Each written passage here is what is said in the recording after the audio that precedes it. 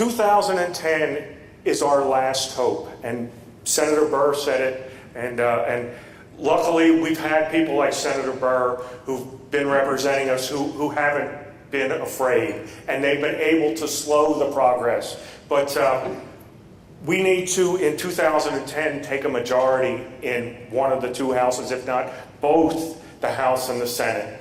And at that point, all we can hope to do, realistically, all we can hope to do at that point is stop the forward progression. We can defund some of the things that they put in place and not allow it to progress any further. Their intention is to so solidify their positions and their policies to where they will not be able to be removed in step two, which step two will be 2012. In 2012, we need to take the presidency and maintain majorities in both the House and Senate. And at that point, we need to start repealing and tearing down the size of the federal government back to its constitutional limitations. Now, that is not a fringe view. That is not a radical view. That is mainstream. That's what the American people want. And that's what they deserve. They deserve politicians who are willing to go there and step up and do the hard things. And so I say that. What time are we living in? What type of politician do we need? I've taken a lot of flack because I say these things, and I'm not afraid to stand in the battle and tell the truth.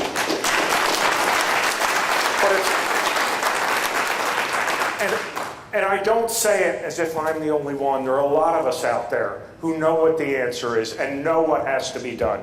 But we've all have to, from here out, understand that we can't be quiet anymore.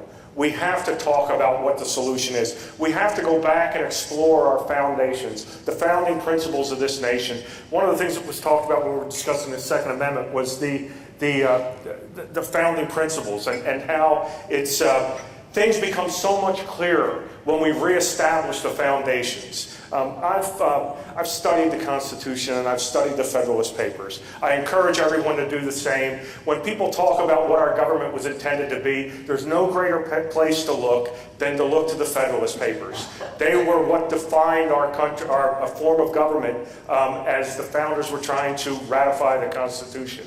And I'll give you an example of one of those that I quote often. It's Federalist number 1, Alexander Hamilton. And what he talked about there was about how liberties of republics had been overturned through history. And people were worried about the Constitution, that if it was ratified, it would eventually grow, the government would eventually grow to where it's grown to. But he assured them that it wouldn't happen, and that history had shown that the liberties of republics had been more often overturned by a demagogue who would come in and promise and play to the people, telling them that there was some right they were being deprived when it wasn't actually there. And he said that it was less often overturned by the strict adherence to a constitution. And of course I'm paraphrasing. But he ended, and this is somewhat prophetic in that he ended that saying by saying that history had also shown that these demagogues, when they came in, they started as demagogues, but they end as tyrants. Now, when we can have a federal government now that is imposing health care on a population who doesn't want it, who is threatening us with penalties, we are in the initial stages of tyranny. And so, again, I say that we need to take these steps, move forward, and be strong about it as we go. Don't fear the demonization. Stand your ground. And as we move forward, I've taken some other flack about defining this as a war. And I define it in a spiritual sense, in a blog I have. And is it a war? When does this war take place? Or when does the real battle happen? The real battle happens in 2012. Once we have power and once we start turning these things back and doing what's best in the long run, that's when if there is any violence, it won't come from our side. It'll come from the other side, just as we've seen in Greece. We have to take steps over the next 2 years, though, to try to eliminate that and avoid that when it happens. And how can we do that? We've got to reestablish the other aspect that I haven't mentioned, which is virtue and morality in the population. And we have to make people understand how important that was. Our founders understood how important that was, not only in the governed, but in the governing as well. And so proper restraint will come through a moral compass. If there's no moral compass, there's no restraint.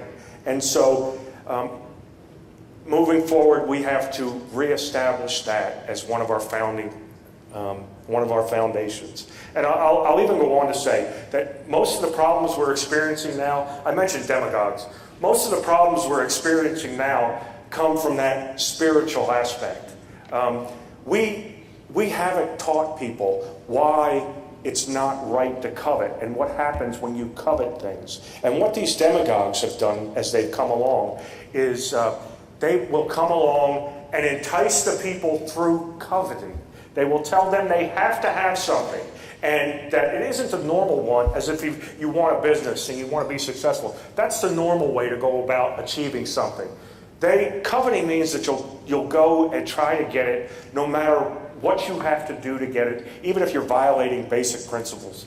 And so these demagogues come along, they cause people to covet, make them think their happiness is tied up in something like health care.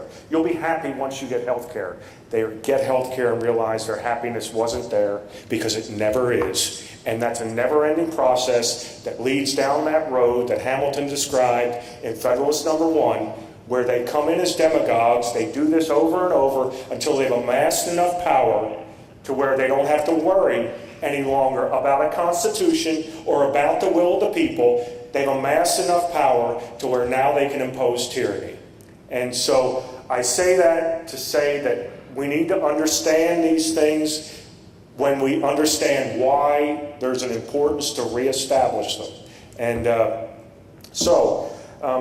I'll just close with this. And as everyone knows, several days ago was the National Day of Prayer, and I was asked to be keynote speaker at our church. And the topic I was given was, what's the most important, if we as a people were going to pray for our nation, what would be the most important thing that we could pray for?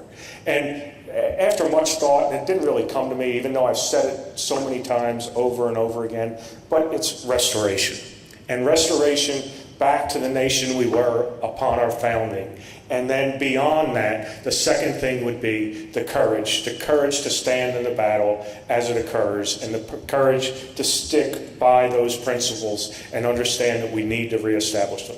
Thank you.